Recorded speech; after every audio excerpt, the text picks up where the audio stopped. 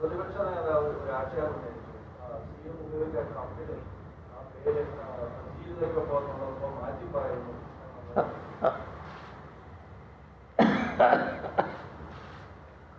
അവിടെ നമ്മൾ എല്ലാവർക്കും അറിയാലോ.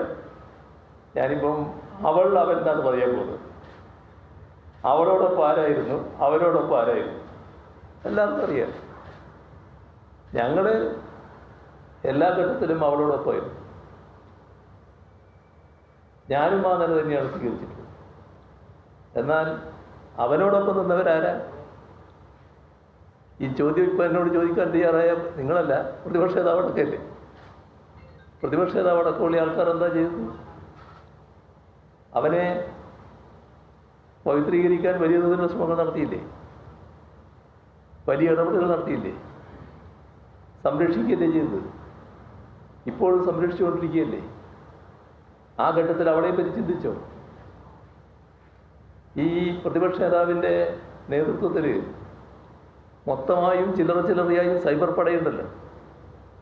ആ സൈബർ പടയാകെ ആർക്കെതിരെയാണ് ആക്രമണം അടിച്ചു വിട്ടത്? അവൾക്കെതിരെയല്ലേ?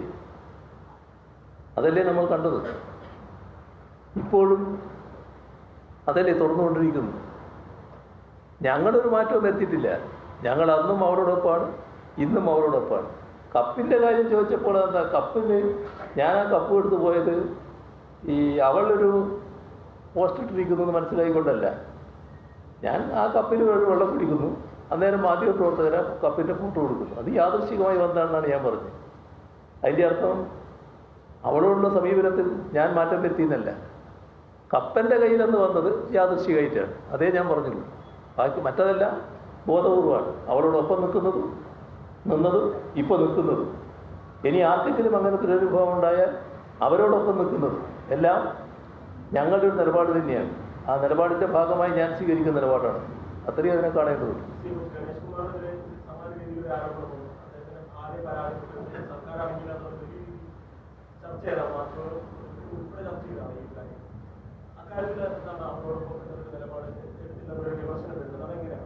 ഞാൻ പറഞ്ഞ ഈ അവൻ എന്ന് പറഞ്ഞ കൂട്ടത്തിലുള്ള ആളുടെ ഭാര്യയായിരുന്നു ഇത്. ഭാര്യയുടെ ഭാഗമായിട്ടായിരുന്നു ഈ പ്രശ്നം വന്നത്. അവൻ്റെ ഭാര്യ അത്തരം ഒരു സംഭവത്തിൻ്റെ പരാതിയുമായിട്ട് വന്നിട്ടുണ്ടോ? എന്തെങ്കിലും കുടുംബ പ്രശ്നമായിരുന്നു? നാട് മുഴുവൻ വിഭജിക്കാൻ നടന്നിട്ട് സ്ത്രീകളെ വലിയ തോതിൽ ദുർബോധനപ്പെടുത്തി ബലാത്സംഗം ചെയ്തിട്ട് എന്നിട്ട് അവനെ ന്യായീകരിക്കാൻ വേണ്ടി നിൽക്കുകയല്ലേ ചെയ്തു? അതല്ലേ പ്രതിപക്ഷ നേതാവും സംഘവും ചെയ്തത്? എന്തൊരു സംഘമായിട്ടാണിത് മാറിയത്?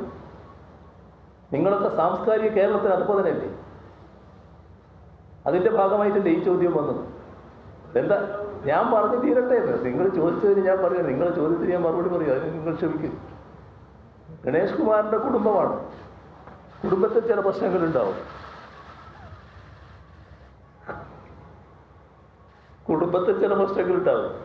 ആ പ്രശ്നത്തിൻ്റെ ഭാഗമായി കാര്യങ്ങൾ എടുത്തിയാലും ചെയ്യേണ്ടതല്ല.